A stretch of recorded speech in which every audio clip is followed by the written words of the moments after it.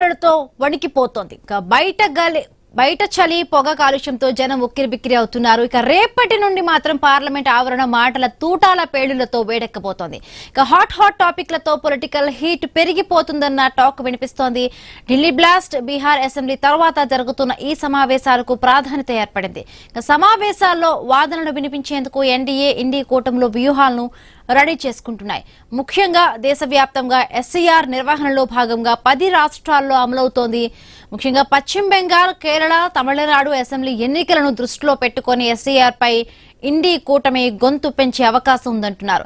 గతంలో జరిగిన వర్షాకాలపు సమావేశంలో బీహార్ ఎస్ఐఆర్ పై కాంగ్రెస్ సహా పలు ప్రతిపక్షాలు సభలో గందరగోళం సృష్టించాయి. ఇప్పుడు కూడా అదే పునరావృతం అవుతుందన్న టాక్ వినిపిస్తోంది. బీహార్ ఓటమితో షాక్ మీద ఉన్న ప్రతిపక్షాలకు ఈ సమావేశాలు ఒక వేదికగా మారబోతుందన్న టాక్ వినిపిస్తోంది.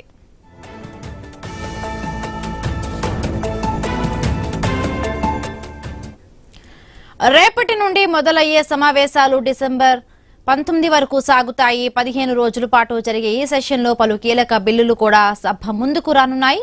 ఆ బిల్లుల్లో భారీ సంస్కరణల ఎజెండాను సభ ముందుకు తీసుకురానుంది. వాటిలో ప్రధానంగా ఉన్నత విద్యా కమిషన్ ఏర్పాటు, జాతీయ రహదారులు, మధ్యవర్తిత్వం రాజీ, సెక్యూరిటీ మార్కెట్స్ కోడ్, అణు ఇంధనం, కార్పొరేట్ బీమా చట్టాలు వంటి సవరణ బిల్లులు సభ ముందుకు రానున్నాయి.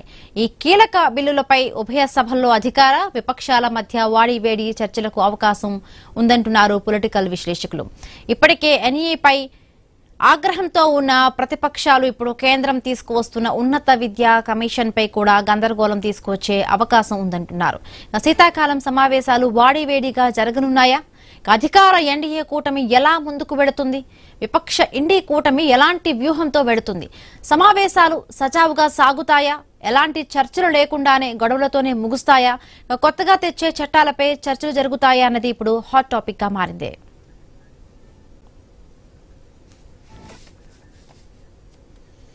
ఇక ఇదే అంశాలపై ఇవాళ చర్చిద్దాం డిబేట్ లో మనతో పాటు పాల్గొనబోతున్నారు పల్నాటి వెంకటరెడ్డి గారు, బీజేపీ నాయకులు, అలాగే శివకుమార్ గారు, కాంగ్రెస్ నాయకులు, నర్రా విజయ్ గారు, రాజకీయ విశ్లేషకులు జాయిన్ అయ్యారు. ముందుగా అందుకే వెల్కమ్ అండి. సో ముందుగా నర్రా విజయ్ గారు చెప్పండి. రైట్, సెషన్ చూస్తే చాలా సమయం తక్కువగా ఉంది. శీతాకాల సమావేశాలు స్టార్ట్ అవబోతున్నాయి. సో ఎట్లా ఉండబోవచ్చండి ఈసారి శీతాకాల సమావేశాలు? అంటే హాట్ గా జరుగుతాయి అని అంటున్నారు. ఒకవైపు ప్రతిపక్షాలు కూడా అడ్డుకునే ప్రయత్నం చేసే ఎక్కడా కూడా ఉంటుంది. సో ఈసారి నిజంగా అంటే ఈసారి కొత్త చట్టాలు తీసుకురాబోతున్నారు. సో ఇవన్నీ కూడా మాట్లాడే విధంగా కూడా సెషన్ నడుస్తుందా? గొడవలతోనే కూడా ముగిసే అవకాశం ఉందా? ఎట్లా ఉండబోవచ్చు? అదే ఉంటదండి. దాదాపుగా ఇష్యూస్ మీద కంటే వీళ్ళు ఓటుకు ఎస్ఐఆర్ మీద తీసుకున్నారు కాంగ్రెస్ పార్టీకి సంబంధించినటువంటి వాళ్ళు. దాని మీదనే హడావుడి జరిగే అవకాశం ఉంది.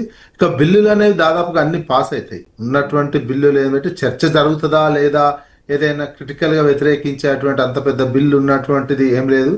నేషనల్ హైవేస్ కు సంబంధించినటువంటి సవరణ బిల్లులు, ఇట్లాంటి బిల్లులు ఉన్నటువంటి నేపథ్యంలో బిల్లులు ఉంటాయి. కొన్నిటి మీద ఏమైనా చర్చ చూడాలి. ఆ చర్చ ఏటి మీద అనేది ప్రధానంగా ఇప్పుడున్నటువంటి దాంట్లో ఓటుకు సంబంధించినటువంటి అంశం చర్చకు వచ్చే అవకాశం ఉంది. కాంగ్రెస్ పార్టీకి కనుక నిజంగా చిత్తశుద్ధి ఉంటే ఇప్పుడు బీసీ రిజర్వేషన్ల అంశం మీద ఈ పార్లమెంట్ లో దాని మీదనే ఎక్కువ అడాబుడు చేయాలి. దాని మీదనే మొత్తం పార్లమెంట్ నడవకుండా చేయాలి. కానీ అది చేస్తారా లేదా చూడాల్సినటువంటి అవసరం ఉంది. ఈరోజు నిర్వహించినటువంటి ఆల్ పార్టీ మీటింగ్ లో కొన్ని అంశాలు ఎజెండా వాళ్ళు ఏం తీసుకుంటారో చెప్పడం జరుగుతుంది. చెప్పిన తర్వాత ఎస్ఐఆర్ మీదనే చాలా కీలకంగా పూర్తి స్థాయిలో చర్చ జరగాలనేది, ఈ ఓటుకు సంబంధించిన బ్యాలెట్ పేపర్ దాని మీద చర్చ వచ్చినప్పుడు ఇక బ్యాలెట్ మీదనే ఓటుకు పోవాలనేది, ఎన్నికల సంస్కరణలు పూర్తిగా ఎన్నికల కమిషన్ కి సంబంధించినటువంటిది ఏకపక్షంగా వ్యవహరిస్తుంది అనే అంశం మీదనే ఎక్కువగా చర్చ జరిగే విధంగా కాంగ్రెస్ పార్టీ అదే, ఎందుకంటే ప్రధాన ప్రతిపక్షంగా ఉన్నటువంటి కాంగ్రెస్ పార్టీ ఇష్యూ అదే తీసుకుంటుంది కాబట్టి దాదాపుగా అదే జరిగే అవకాశం ఉంటుంది. ఇక మిగతా రాజకీయ పార్టీలు నెక్స్ట్ ఏంటంటే నెక్స్ట్ 6 months లో మళ్ళీ ఒక 4-5 రాష్ట్రాలు ఎలక్షన్స్ రాబోతున్నాయి. తమిళనాడు, బెంగాల్ ఇటువంటి రాష్ట్రాలు ఎలక్షన్స్ వస్తున్నటువంటి నేపథ్యంలో ఈ అంశాలన్నీ, ఎందుకంటే ఎస్ఐఆర్ అనేది ఇప్పుడు ముఖ్యంగా అటువంటి రాష్ట్రాల్లో బెంగాల్లో చాలా సీరియస్ గా నడుస్తుంది. ఎస్ఐఆర్ ని వ్యతిరేకిస్తుంది. అక్కడ ప్రభుత్వం టీఎంసీ కూడా వ్యతిరేకంగానే ఉన్నటువంటి నేపథ్యంలో దాని మీద సీరియస్ గానే ఎన్నో ఓట్లకు సంబంధించినటువంటి తొలగించేది అనేది జరిగింది అనేది వాళ్ళంతా బంగ్లాదేశ్ వాళ్ళే తొలగించినవని వీళ్ళు అంటుంటే బంగ్లాదేశ్ నుంచి వచ్చినటువంటి హిందువులే వీళ్ళు తొలగిస్తున్నారని టీఎంసీ అనడం, ఇట్లాంటివన్నీ నడుస్తున్నటువంటి చర్చ. ఇదంతా రేపు పార్లమెంట్ లో పెద్ద ఎత్తున దుమారం లేగే అవకాశం ఉన్నది. ఈ అంశం మీదనే ఎక్కువగా కాన్సన్ట్రేషన్ జరిగే ఉంది. అదేవిధంగా ఇదే పాకిస్తాన్ ఇండియాకి సంబంధించినటువంటి అంశాలు ఇవన్నీ కూడా పార్లమెంట్ లో వస్తాయి. ఏ సందర్భంలో ఏదొస్తుంది, క్వశ్చన్ అవర్లు ఏముంటాయి, వీళ్ళు వాయిదా తీర్మానాలు రోజు ఏది ఇస్తారు, అదేవిధంగా బిల్లులకు సంబంధించినటువంటి కీలకమైనటువంటి కొన్ని బిల్లులు పెట్టాలనుకుంటున్నారు. ఆ బిల్లులలో ఏ బిల్లును కఠినంగా కాంగ్రెస్ పార్టీ వ్యతిరేకిస్తుంది, మిగతా విపక్షాలు వ్యతిరేకిస్తాయి. ఈ అంశాలన్నీ కూడా పార్లమెంట్ లో చర్చకు వచ్చే అవకాశం ఉంటుంది. రైట్, శివకుమార్ గారు. నమస్తే అండి. రైట్, నమస్తే అండి. అంటే మొదటి నుంచి కూడా ఎస్ఐఆర్ పై కూడా మీరు విమర్శలు చేస్తున్న పరిస్థితి. సో ఇప్పుడు రాష్ట్ర ఎన్నికలు జరగబోతున్నాయి. ఇటువైపు పశ్చిమ బెంగాల్ కానీ, కేరళ కానీ, అటు తమిళనాడు కానీ. ఇప్పటి కూడా అంటే ఇప్పుడు ఈ సభనే కూడా ఇప్పుడు ఇవన్నీ కూడా అంటే ఈ సభ కోసం యుద్ధ భూమిగా, క్వశ్చన్ అవర్ గా కూడా మీరందరూ కూడా కాంగ్రెస్ బీజేపీని నిలదీసే అవకాశం ఉందా? ఎట్లాంటి స్ట్రాటజీతో మీరు ముందుకు వెళ్ళబోతున్నారు?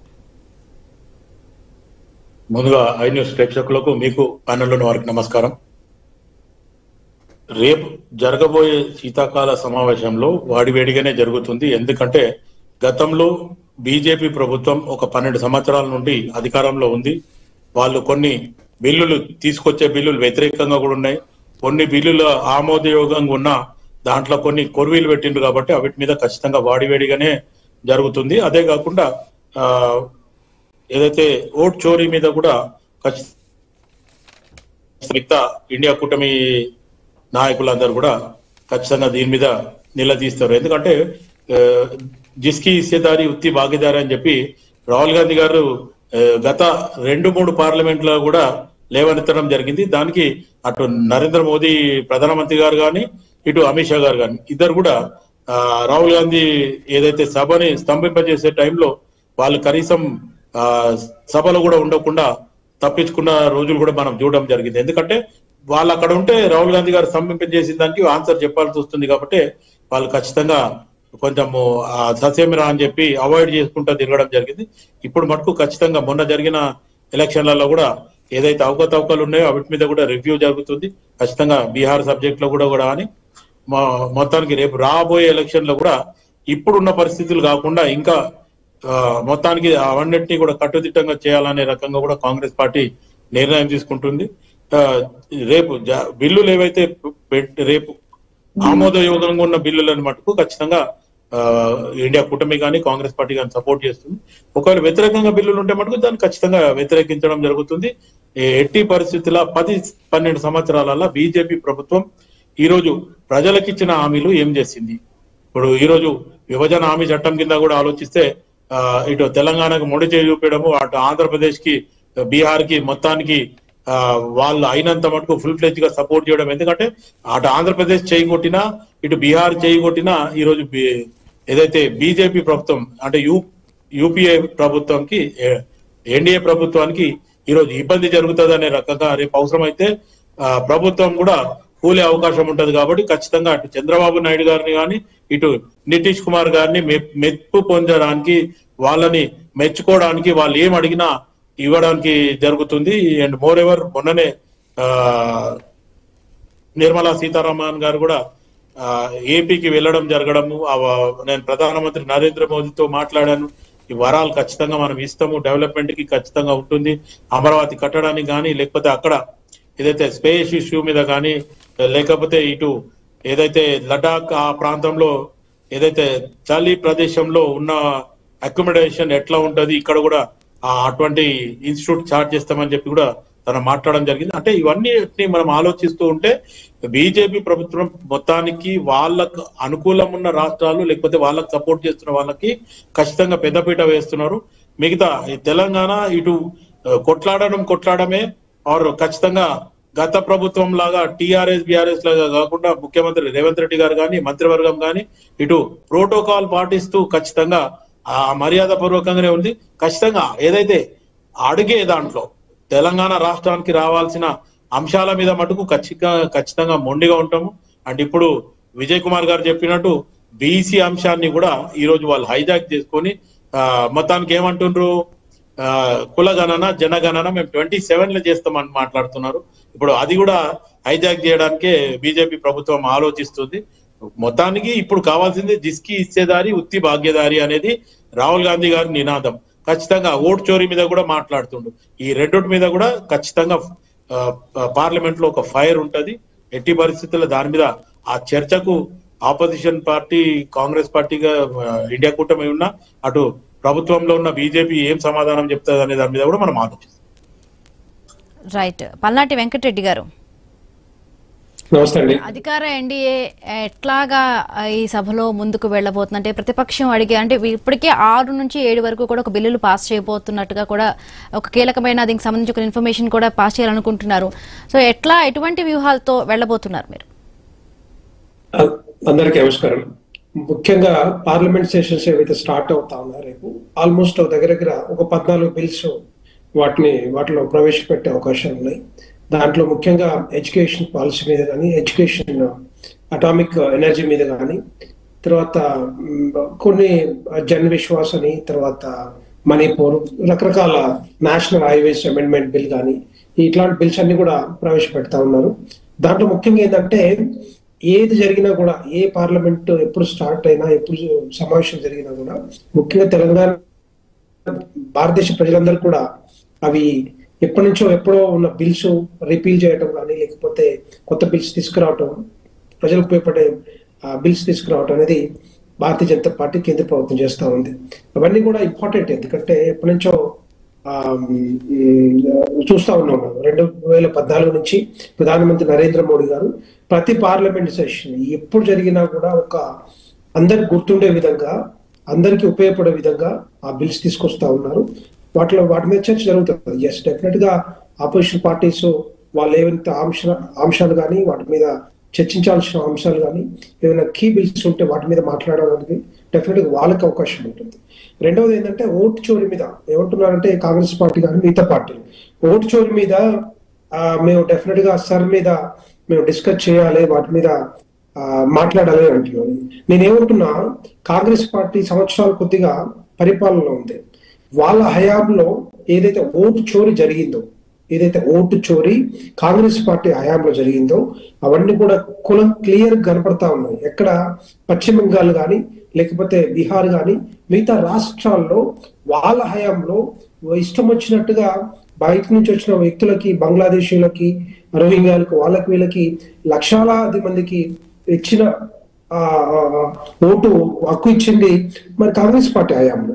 వాటి మీద సర్ అనేది తీసుకొచ్చి ఎస్ఐఆర్ స్పెషల్ ఇంటెన్సివ్ రివిజన్ తీసుకొచ్చి ఎవరైతే ఉన్నారో అలాంటి వ్యక్తులు ఎవరైతే ఉన్నారో వాళ్ళ మీద యాక్షన్ తీసుకొని వాళ్ళని బయటకు పంపిస్తా ఉంటే కాంగ్రెస్ పార్టీకి ఎందుకు అంటే నాకు అర్థం కావట్లేదు. అంటే కాంగ్రెస్ పార్టీ వాంటెడ్ గా ఇంటర్నేషనల్ గా తీసుకొచ్చిన వీళ్ళని వాళ్ళు బయటకు పంపిస్తా ఉంటే ఓర్వలేక మరి నేను ఓటు చోరీ అని చెప్పి ఏదైతే రాహుల్ గాంధీ గారు బీహార్ లో యాత్ర చేశారో అందరు తెలిసిపోయింది ఏం జరిగింది అక్కడ.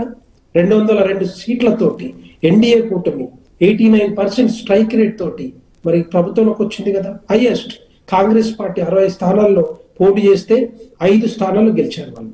అది వాళ్ళ చిత్తశుద్ధి ఏ విధంగా కనపడతా ఉంది. ఇవన్నీ కూడా అబద్ధ ప్రచారాలతోటి భారతీయ జనతా పార్టీని బ్లేమ్ చేయడానికి చేస్తున్న ప్రయత్నం ఇదంతా కూడా. లేకపోతే అక్కడ ఎవరు కూడా బీహార్ లో ఎవరు కూడా పట్టించుకోలేదు. ఈ సర్ అనేది ఎందుకు చేస్తారు, ఏంటి ఇట్లాంటి బంగ్లాదేశ్ కానీ లేకపోతే మిగతా దేశాలకు వాళ్ళకు ఎవరైతే ఓటు హక్కు కల్పించుకున్నారో, ఓటు హక్కు సంపాదించారో. రెండో పాయింట్ ఏంటంటే డబుల్ ఓట్స్ ఎక్కడైతే ఉంటాయో, ఒకే వ్యక్తికి రెండు ప్రాంతాల్లో ఓటు హక్కు ఉంటుందో. మూడవది ఎవరైతే చనిపోవడం కానీ, లేకపోతే ఇల్లు మార్చడం కానీ, లేదా అడ్రస్ చేంజ్ చేయడం కానీ, అలాంటి వాళ్ళు ఆ ఏరియాలో ఉంటే డబుల్ ఉంటే వాటి మీద డెఫినెట్ గా ఒక స్పెషల్ ఇంటెన్సివ్ రివిజన్ కావాల్సిందే. ఎందుకంటే వాటిని స్ట్రీమ్లైన్ చేయాలంటే ఒకటే ఓటు ఉండాలి తప్పితే 2-3 ప్రాంతాల్లో ఓటు ఉండకూడదనే ఆలోచనతోటే సర్రు తీసుకొచ్చారు. మరి అవన్నీ కూడా ఇప్పుడు వచ్చే పశ్చిమ బెంగాల్ కానీ, లేకపోతే తమిళనాడు కానీ, లేకపోతే కేరళ కానీ, మిగతా రాష్ట్రాల్లో ఎన్నికలు వస్తా ఉన్నాయి. ఎస్, ఇప్పుడు ఏమో తెలంగాణ రాష్ట్రంలో కూడా సార్ ఇంప్లిమెంట్ చేస్తారు. దగ్గర 10 రాష్ట్రాల్లో సార్ ఇంప్లిమెంట్ చేస్తా ఉన్నారు. సో అలాంటిది ఎందుకు వ్యతిరేకిస్తుందో అర్థం కావట్లేదు కాంగ్రెస్ పార్టీకి ఏమైతుందంటే వాళ్ళకి తెలుసు ఇక వీళ్ళు లేకపోతే దీన్ని అమలు చేస్తే రేపొద్దున కాంగ్రెస్ పార్టీ గెలిచే అవకాశం ఉండదు అని చెప్పి వీళ్ళు అనుకుంటున్నారు. అటు పోయి మమతా బెనర్జీ కూడా దీన్ని వ్యతిరేకిస్తా ఉంది.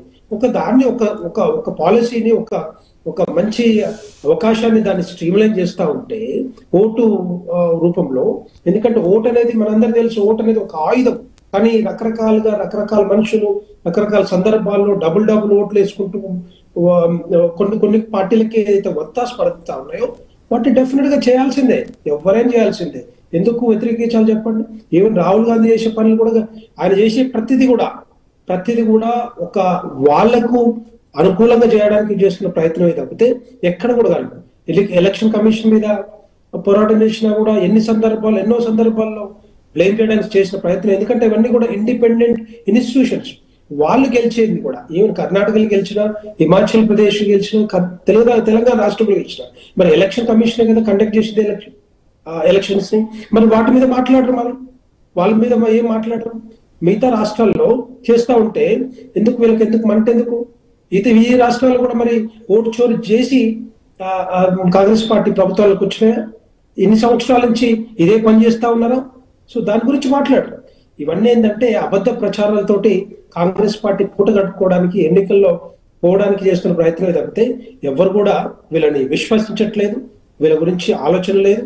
కాంగ్రెస్ పార్టీకి ఎక్కడ కూడా ఏ ఎన్నికల్లో కూడా మరి ఓడిపోతా ఉంది కాబట్టి వాళ్ళు రకరకాలు మాట్లాడతారు. ఇక భారతీయ జనతా పార్టీ, మా ప్రభుత్వం, ప్రధానమంత్రి నరేంద్ర మోడీ గారు ప్రతి వ్యక్తి కూడా అంత్యోదయ సిద్ధాంతం మాకు ఏదైతే ఉందో, ప్రతి వ్యక్తి ఏ మూలన్న వ్యక్తి అయినా కూడా భారతదేశంలో డెఫినెట్ గా బాగుపడాలి, అభివృద్ధి సాధించాలి, అభివృద్ధి చెందాలనే ఆలోచనతోటి మనం అందుకే ఈ నిర్ణయాలన్నీ కూడా ప్రతి నిర్ణయం వెనకాల ఎంతో ఎక్సర్సైజ్ చేసి కానీ కేంద్ర ప్రభుత్వం మరి ఈ బిల్స్ కానీ పాలసీలు కానీ తీసుకొస్తా ఉంది. మనకు తెలుసు నిన్నటికి నిన్న మన జీడిపి వృద్ధి రేటు మిగతా దేశాలను తలదన్ని 8.2% నమోదైందంటే ఆల్ బికాస్ ఆఫ్ ది మరి మ్యానుఫ్యాక్చరింగ్ సెక్టర్ లో మనం తీసుకున్న నిర్ణయాలు.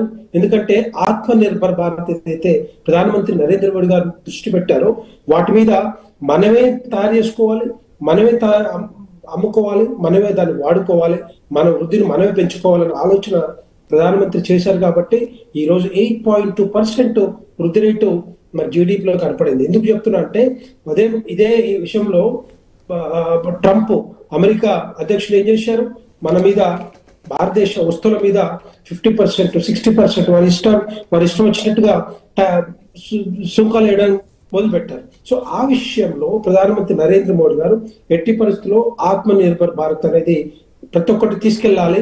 మన మీద ఆధారపడాలి తప్పితే మనం వేరే వాళ్ళ మీద, వేరే కంట్రీస్ మీద ఆధారపడి మన జీడిపిని పెంచుకోవడం కాదు. అప్పుడే, ఎందుకంటే 140 కోట్ల మంది ఏదైతే భారతదేశ ప్రజలు ఉన్నారో అది మోర్ దెన్ యాక్చువల్ గా. సో ఆ విషయంలో అన్ని విషయాలలో వీటి మీద డిసిషన్ తీసుకుంటున్నారు.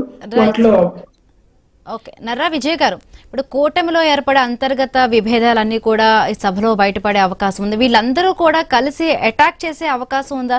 అలాగే మనం చూసుకుంటే ఇటువైపు అంటే ఇప్పుడు ఈ బిల్లుల్లో ఈ సభను కుదిపేసే అంశాలు అంటే మనం ఏం చెప్పుకోవచ్చండి? బిల్లుల్లో పెద్దగా సభను కుదిపేసే అంశాలు లేవండి. ఈ అంశమే ఎస్ఐఆర్ మీదనే ఎక్కువ ఉంటుంది. బిల్లులు అంటే ఎడ్యుకేషన్ పాలసీకి సంబంధించి మొత్తం న్యూ ఎడ్యుకేషన్ పాలసీలో భాగంగా ఇప్పుడు ఉన్నటువంటి అన్నింటినీ, ఏది ఏఐసిటిని, అదే ఎన్సిటిని, యూజీసీని తీసేసి ఒకే ఉన్నత విద్యా కమిషన్ పరిధిలోకి తీసుకొచ్చేటువంటి బిల్లు పెట్టబోతున్నారు. దాని మీద ఏదైనా చర్చ జరిగితే కొంత చర్చ జరిగే అవకాశం ఉంది ఇందులో. ఎందుకంటే న్యూ ఎకనామిక్ ఎడ్యుకేషన్ ని, పాలసీని కొన్ని రాష్ట్రాలు అడాప్ట్ చేసుకోవట్లేవు. దాని మీద ఇష్యూ ఏదైనా జరిగే అవకాశం ఉంటుంది. దానికి సంబంధించినటువంటిది మిగతాది ప్రధానంగా రాజకీయ పరంగా ఎస్ఐఆర్ మీద చర్చించండి. బిల్లులు ఎట్లాగూ అవునన్నా కాదన్నా బిల్లులు దాదాపుగా అన్ని పాస్ అవుతాయి, పెద్ద చర్చ ఉండదు. వివాదం ఉన్న 1-2 అంశాలు ఏదైనా ఉంటే అది సెలెక్ట్ కమిటీకి పాస్. అంత సెలెక్ట్ కమిటీకి పంపించేంత జేపీసీకి పంపించేటువంటి బిల్లులు కూడా ప్రస్తుతానికి అందులో ఉన్నట్టు కనిపించట్లేదు. ఉన్నటువంటి 14-15 బిల్లులకు సంబంధించి కొన్ని సవరణలు ఉన్నాయి, ఆల్రెడీ ఆర్డినెన్స్ ఇచ్చినటువంటిది ఉన్నాయి. ఇవి ముఖ్యంగా ఎస్ఐఆర్కి సంబంధించినటువంటి దాని మీదనే. ఎస్ఐఆర్ ఏంది, ఇప్పుడు భారతదేశం అంతా ఒక 3 రాష్ట్రాలు చిన్నవి తప్ప అంత బీజేపీ ఉందండి. ఈ ఎస్ఐఆర్ ఒకవేళ అపోజిషన్ వాళ్ళు చేయాలన్నా వద్దన్నా బీజేపీ గెలుస్తుంది కదా. మరి ఒకవేళ ఇది ఆపి చూడండి. ఇప్పుడు ఏంది ఎస్ఐఆర్ అనేది ఏంది? వీళ్ళ ఓట్లు జాయిన్ చేయించుకుంటున్నారు అనేదే. బీజేపీకి సంబంధించినటువంటి ఓట్లే ఒక్క ఇంట్లో 50 ఓట్లు, ఒక్క ఇంట్లో 60 ఓట్లు. సేమ్ మరి ఇక్కడ కాంగ్రెస్ మన జూబ్లీహిల్స్ ఎలక్షన్ లో జరిగినటువంటిది, ఒక్క ఇంట్లోనే 50 ఓట్లు అభ్యర్థి. అట్లా ఎక్కడైతే అధికారం ఉన్నటువంటి బీజేపీ సేమ్ ఇట్లాంటి ప్రాసెస్ ఫాలో అవుతుంది. మరి కాంగ్రెస్ పార్టీకి కూడా చిత్తశుద్ధి లేదనుకోవాలి. ఎందుకంటే వాళ్ళ అధికారం ఉన్న చోట నిన్న జూబ్లీహిల్స్ ఎలక్షన్ లో అదే సేమ్ ఫాలో అయ్యారు కదా. ఏదైతే ఓటుకు నోటు అని చెప్తున్నారో దొంగ ఓట్లకు సంబంధించినటువంటి అంశము సేమ్ అదే ఫాలో అయ్యి గెలిచినటువంటిది. అంటే అధికార పార్టీ అక్కడ జరుగుతుంది ఏంటంటే బీజేపీ ఎక్కడ అధికారం నేషనల్ అధికారంలో ఉన్నటువంటి దగ్గర పూర్తి స్థాయిలో వాళ్ళకు సంబంధించినటువంటి ఓట్లనే అందులో ఓటర్ లిస్ట్ లో చేయించి అపోజిట్ గా ఉండే ఎవరైతే బీజేపీకి యాంటీగా ఓటేస్తారని అనుకుంటున్నటువంటి అక్కడ వీళ్ళు చెప్పేది విదేశీ వాళ్ళు వస్తారు. విదేశీయులు వచ్చిరంటే సిగ్గుచేటు. కేంద్ర ప్రభుత్వం దేశ భద్రత అంతా వాళ్ళ చేతుల్లోనే ఉంటది కదా. వాళ్ళ చేతులు ఉంటే నువ్వు దేశాన్ని గాలి కొదిలేమని బార్డర్ ఏం చేస్తుంది, బిఎస్ఎఫ్ ఏం చేస్తుంది, నీ విదేశాంగ శాఖ ఏం చేస్తుంది, రక్షణ శాఖ ఏం చేస్తుంది? కాపాడలేదని అర్థం. విదేశాల నుంచి వచ్చే వాళ్ళని కాపాడలేదని అర్థం ఉన్న బీజేపీ. ప్లస్ బిఎస్ఎఫ్ చట్టాన్ని సవరించారు. గతంలో బిఎస్ఎఫ్ చట్టాన్ని వినండి. కాంగ్రెస్ పార్టీ మీరు వచ్చే 12 ఏళ్ళు అవుతుందండి, ఇంకా కాంగ్రెస్ పార్టీ మీద అనడం కాదు. వచ్చి 12 సంవత్సరాలు అవుతుంది, ఇంకా కాంగ్రెస్ పార్టీ అంటే బిఎస్ఎఫ్ చట్టాన్ని కూడా సవరించారు. ఏమని? బార్డర్లు గతంలో 30 కిలోమీటర్లు ఉంటే ఇప్పుడు 50 కిలోమీటర్లు వేశారు. బార్డర్ నుంచి 50 కిలోమీటర్ల వరకు ఏ రాష్ట్ర ప్రభుత్వ అధికారాలు చెల్లవు. అంటే 50 కిలోమీటర్ల వరకు బిఎస్ఎఫ్ అంతా నరేంద్ర మోడీ చేతుల్లో ఉంటది, అమిత్ షా చేతుల్లో ఉంటది, అదేవిధంగా రక్షణ శాఖ మంత్రి చేతుల్లో ఉంటది. వీళ్ళు గాలికి వదిలేసారు దేశ రక్షణని. ఎవడైనా రానియండి, ఎవడైనా పోనీయండి అన్నారు. ఇప్పుడు వచ్చిన తర్వాతే ఆ పేరుతోటి ఏదో చేస్తున్నారు. అంటే దేశ రక్షణ దేశము వీళ్ళ చేతుల్లో సురక్షితంగా లేదని అర్థమవుతుంది. కేవలం ఇట్లాంటి ఎస్ఐఆర్లు, మత విద్వేషాలు, రాజకీయంగా లబ్ధి పొందేటువంటి అంశాలు లేవనెత్తుకుంటేనే దేశంలో రాజకీయం చేసుకుంటా ఉంటున్నారు తప్ప మరి మొత్తం మీరే గెలుస్తున్నారు కదా. అపోజిషన్ పార్టీ డిమాండ్ పెట్టింది ఎస్ఐఆర్ వద్దనేది. మరి వద్దన్నా ఉన్నా గెలుస్తున్నారు. మరి ఇంకెందుకండి? మీరు దొంగ ఓట్లతోటే గెలుస్తున్నారని అర్థమవుతుంది కదా. ఇప్పుడు కాంగ్రెస్ గెలిచేది ఎక్కడ లేదు కదా, కాంగ్రెస్ అధికారం వచ్చేది ఏం లేదు కదా. మరి ఎందుకు భయం? ఎస్ఐఆర్ వద్దనగానే భయం ఎందుకు బీజేపీకి? మరి ఎస్ఐఆర్ లో మీరు దొంగ ఓట్లు చేర్పిస్తున్నారు అనేది కదా. అదే ఈడ మేజర్ ఏంటంటే బలహీనపడినటువంటి ప్రతిపక్షం ఉన్న నేపథ్యంలోనే ఇప్పుడు ఇంకా అప్పర్ హ్యాండ్ సాధించాలి. ప్రతి ఓటర్ వాళ్ళకు సంబంధించినటువంటి ఓట్లు ఒక్కింటనే 50 ఓట్లు, ఒక్కింటనే 100 ఓట్లు వేసిన వాడే మళ్ళీ వేసే విధంగా ఈ రకమైనటువంటి ఎప్పుడు దీర్ఘకాలికంగా మేమే అధికారంలో ఉండాలనే దానికి సెటప్ చేసుకుంటున్నారు.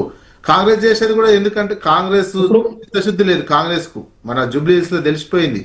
సేమ్ అధికారంలో ఉన్న బీజేపీ దేశవ్యాప్తంగా ఎట్లా చేస్తుందో అధికారంలో ఉన్న కాంగ్రెస్ తెలంగాణలో కూడా తెలంగాణ లాంటి చోట్ల అట్లాగా చేస్తుంది అనేది చాలా క్లియర్ అవుతుంది. అందుకే ఈ భారతదేశంలో రాజకీయ వ్యవస్థ అన్ని వ్యవస్థలను ప్రజాస్వామ్య వ్యవస్థను నాశనం చేసే దిశగానే ఈ రాజకీయ పార్టీలు తీసుకెళ్తాయి. అంటే నర్రా విజయ్ గారు, ఇప్పుడు ఈ కీలకమైన బిల్లులు ప్రజలకు నిజంగా వాస్తవమైన కూడా ప్రయోజనం తీసుకొచ్చే విధంగా కూడా ఉంటాయి, లేకపోతే మళ్ళీ గొడవలు జరిగి ఈ చట్టసభల్లో ఇవన్నీ కూడా పక్కదారి పెట్టే అవకాశం ఉందా? ఎట్లా చూడాలి మనం? చట్టసభల్లో లేవండి. ఇప్పుడు అయిపోయింది. భారతదేశంలో పార్లమెంట్ జరగట్లేదంటే ఏంటి? బుల్డోజ్ చేసి తీసుకుపోతున్నారు అన్ని. ఎక్కడ అధికారంలో ఉన్న శాసనసభలు కావచ్చు, గతంలో శాసనసభలు, ఇప్పుడు పార్లమెంటు ఒక్కరోజు ప్రశాంతంగా నడిచి ఒక అంశం మీద జరిగే అంశం ఉందా? అసలు పార్లమెంట్లో ప్రధానమంత్రి గారు ఎక్కువ ప్రసంగించే అవకాశం, ఆయన మాట్లాడడం కూడా మాట్లాడతలేడు. ఒక కింగ్ లాగానే వ్యవహరిస్తున్నటువంటి డిమాండ్ చేయంగా ఎప్పుడో ఒకసారో 2 సార్లు వచ్చి మాట్లాడిపోతున్నటువంటి సిచ్యువేషన్ ఉన్నది. అట్లాంటి చట్టసభల్లాగా లేవు. అవి రాజకీయ వేదికల్లాగా మారినాయి. ఆ రాజకీయ వేదికల్లో ఆ జరిగినన్ని రోజులు ఎవరు అప్పర్ హ్యాండ్ సాధించాలనే లక్ష్యంతో పార్లమెంట్ సమావేశాలు జరుగుతున్నాయి. బిల్లులు మాత్రం పాస్ అవుతున్నాయి. బిల్లులు ఏదో 1-2 బిల్లులు సెలెక్ట్ కమిటీకో జేపీసీకి వేయడం పోతున్నాయి. తీవ్రంగా ఉన్నటువంటి మిగతా బిల్లులని యాజ్ ఇట్ ఈస్ గా పాస్ అవుతున్నటువంటి కనిపిస్తుంది. అందుకే పార్లమెంట్కు ఉన్నటువంటి గౌరవము, దానికి ఉన్నటువంటి శాంటిటీ తగ్గిపోతుంది. దానికి ఉన్న విలువ తగ్గించరు. ఈ 12 ఏళ్ల కాలంలో దాన్ని మరింత తగ్గించినటువంటి సిచ్యువేషన్ లోకి భారతదేశం వెళ్ళిపోయింది. అందుకే ప్రజాస్వామ్యం డేంజరస్ లో ఉంటుంది అనేది నిరంతరం. నెక్స్ట్ లెవెల్లో ఇంకెట్లుంటుందో చూడాలి. శివకుమార్ గారు, అంటే కూటమిలో అంతర్గత విభేదాలు ఉన్నట్టుగా తెలుసు, అందరికీ కూడా వస్తున్నాయి. బట్ మీ అందరూ కూడా ఒకే ఈ వేదికపై ఉండి ఏకతాటిపై కూడా అందరూ ఒకేసారి అటాక్ ఇవ్వగలుగుతారా? ఎట్లా ఉండొచ్చండి మీది? ఇండియా కూటమిలో ఎవరైతే ఉన్నారో వాళ్ళు ఈ రోజు ఎక్కడ కూడా బయటికి పోవాల్సిన అవసరం లేదు. ఈ ఇంటర్నల్ విభేదాలు ఏమీ లేవు. అది మామూలుగా ఎప్పుడైతే పార్లమెంటరీ పార్టీ లీడర్ అనే రకంగా ఒక్కసారి అప్పుడు జరిగింది. దాని తర్వాత ఎవరికాలు సర్దుకొని ఉన్నారు. ఇప్పుడు పెద్దగా దాంతో వాళ్ళ ఇంటర్నల్ విభేదాలు ఉన్నాయి అనేది అయితే ఆలోచించడానికి అయితే పెద్దగా ఏం లేదండి. 99.9% అందరు కలిసే ఉన్నారు. అన్ని రకాలుగా కూడా ఏ దాని మీద అయినా సమిష్టిగానే ఈరోజు రేపు పార్లమెంట్ లో పోరాడతారు. అండ్ మోర్ ఎవర్ మా ఎల్ఓపి ఎవరైతే రాహుల్ గాంధీ గారు ఉన్నారో ఆయనకు ఖచ్చితంగా ఫుల్ మద్దతుగానే ఉంటారు. ఇబ్బంది లేకుండా ఉంటది. ఖచ్చితంగా ఈ రోజు ఈ 12 సంవత్సరాల అంటే గతంలో కాంగ్రెస్ పార్టీ అధికారంలో ఉంది, మాకు అవకాశం ఇవ్వండి, మేము చేసి చూపిస్తాము, కాంగ్రెస్ పార్టీ చెయ్యండి అనే రకంగా మాట్లాడుతుండ్రు. ఈ రోజు బంగ్లాదేశ్ వాళ్ళు వస్తుండ్రు, ఇంకా వేరే వాళ్ళు వస్తుండ్రు, మన ఇండియాలో చొరబడుతుండ్రు అంటారు. లేకపోతే హైదరాబాద్ లో బార్కాస్ లో మొత్తానికి పెట్టి పోషిస్తుండ్రు అంటారు. ఇక్కడ అసదుద్దీన్ ఓవైసీని కంపేర్ చేస్తే హైదరాబాద్ ఒక్క సీట్ గెలుస్తాడు. నార్త్ మొత్తంలో బీజేపీకి బి టీమ్ గా అన్నిట్లో పోటీ చేస్తాడు. ఈ రోజు కాంగ్రెస్ పార్టీ సీట్లనంతా అక్కడ వచ్చే ఓట్లను చీల్చడానికే వీళ్ళు అటు నరేంద్ర మోదీ గారితో గానీ లేకపోతే అమిత్ షా గారితో గానీ అసదుద్దీన్ ఓవైసీకి ఉన్న అవకాశం. హైదరాబాద్ లో ఒక సీటుకు ఎంపీకి పోరాడతాడు ఆయన. కానీ అటు నార్త్ ఏ స్టేట్ లో పోయినా మొత్తానికి కాంగ్రెస్ పార్టీ ఓట్లు చీల్చడానికి లేదంటే ముస్లిం ఓట్లు చీల్చడానికే ఇటు కాంగ్రెస్ పార్టీకి రావద్దని బీజేపీ చేస్తున్న యత్నం మీదనే వాళ్ళు సఫలమైనరు ఇప్పటి వరకు. ఇక మీద బహుశా అది కారు. Okay right. పల్నాటి వెంకటరెడ్డి గారు ఫైనల్ గా అయితే ఇప్పుడు నేనేమంటున్నా, బిఎస్ఎఫ్ కానీ లేకపోతే ఇప్పుడు ఏదైతే బార్డర్స్ ఉన్నాయో నరేంద్ర మోడీ గారు భారతీయ జనతా పార్టీ వచ్చిన తర్వాతనే టోటల్ గా వాటి మీద ఎక్సర్సైజ్ చేసి వాటి ఫెన్సింగ్ కానీ మిగతా అన్ని కూడా వేసి ఇప్పుడు లోపల రావడానికి కూడా అసలు అవకాశం లేకుండా చేసింది భారతీయ జనతా పార్టీ కేంద్ర ప్రభుత్వం. ఇప్పుడు అంతకుముందు ఏదైతే 55 సంవత్సరాలుగా మొత్తం బార్డర్ అంతా ఓపెన్ చేసి ఎవడు పడతాడు వచ్చేటట్టుగా చేసింది కాంగ్రెస్ పార్టీ హయాంలో చేసింది అంతా కూడా. అందుకే మేము చెప్తున్నాం కదా, ఇప్పుడు ఆ స్ట్రీమ్ లైన్ అంతా కూడా చేసుకొని వస్తాను. ఈవెన్ తెలంగాణ రాష్ట్రంలో కూడా హైదరాబాద్ లో ఎంతో మంది రోహింగ్యాలు ఉన్నారు. కాంగ్రెస్ పార్టీ తీసుకుంటుందా ప్రభుత్వం 12 సంవత్సరాల నుంచి ఇంకా స్ట్రీమ్ లైన్ చేస్తున్నారు. అదే ఇప్పుడు ఉన్న వాళ్ళంతా సరే ఎందుకు వచ్చింది సార్? నేను ఇంతకుముందు 4 రీజన్ చెప్పిన. ఒకటి అది, రెండోది ఎంతమందిని విదేశాలకు పంపించిన డిపోర్టేషన్ 12 సంవత్సరాల నుంచి విదేశీయుల్ని బీజేపీ ఒక్కలైనా విదేశీయులకు పంపిందా? డిపోర్టేషన్ బంగ్లాదేశ్ 2 లక్షల మంది అంటున్నారు. 12 సంవత్సరాల నుంచి ఎంతమందిని రిటర్న్ బంగ్లాదేశ్ కు పంపిర్రు? ఎంతమంది ఒక్కలైనా వెస్ట్ బెంగాల్ పోయి చూడండి, ఎంతమంది లెక్క చూడండి. వెస్ట్ బెంగాల్ సమయం తక్కువగా ఉంది. నర్రా విజయ్ గారు, పల్నాటి వెంకటరెడ్డి గారు, శివకుమార్ గారు డ్రైవ్ లో పాల్గొన్నందుకు. చూసారు కదా, ఇది వాళ్ళ క్వశ్చన్ అవర్. కీప్